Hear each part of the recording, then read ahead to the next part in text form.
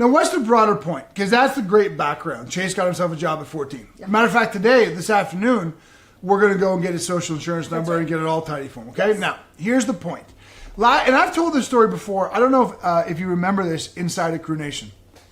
Last year, at the end of the school year, Chase is in high school, and it was like economics class or something like that, where it was kind of like a career day. Mm-hmm.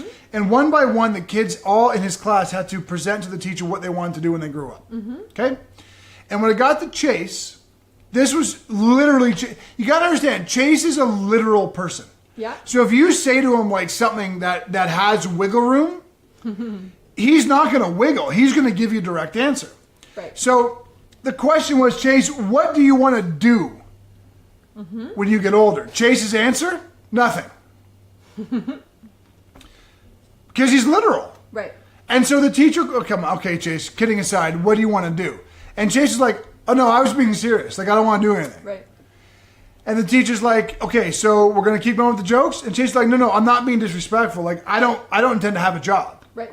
And the teacher's like, well, how exactly are you going to afford your life then? And Chase goes, oh, that's the question? Oh, no problem. Yeah, I'm going to invest money. I'm going to invest money and live off the dividends and the stocks and that kind of thing. And the teacher says, yeah, like that's possible. Chase is like, I don't get it. What do you mean? That's exactly what I'm going to do. I've talked to my stepdad about it. I've talked to my mom. They've showed me how. Like, no, that's what I'm going to do. And the teacher's like, okay? But that's what Chase intends to do. Yeah. Okay? And by the way, it is insanely possible to do that. Absolutely. So please, no rhetoric on what you think. It is insanely possible to be an investor where you just simply invest money in stocks, live off dividends. I know people who do it. And they're not multi-gazillionaires at all. Yeah. Starting at 14, 15 years old, he has a compound interest. He has a leg up on anybody in their 20s, 30s, and 40s. Yeah, absolutely. Okay, but that's really not the point. The point on this perspective shift is very easy. You don't wake up tomorrow in the dream. Yeah. You've got to do the work to get there. Do you think a 14-year-old boy really relishes the idea of getting up at 5 o'clock in the morning on Saturdays and Sundays, moving forward to go slop coffee?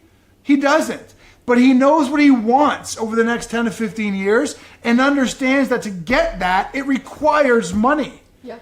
Now, Chase has come to me recently to adjust his own finances. We set him up on a financial plan. He wants to adjust it.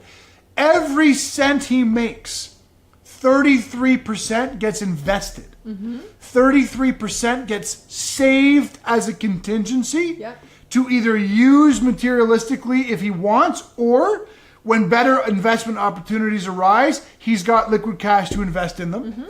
And 33% living expenses and or however he wants to spend. He has changed his own financial picture and accepted a job that is not convenient by any stretch for a 14-year-old.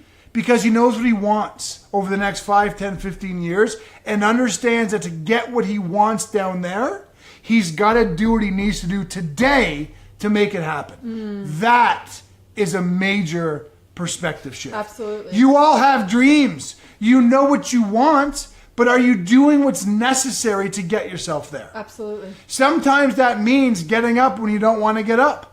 Sometimes that means investing financially in something that you aren't certain you can necessarily pay for conveniently.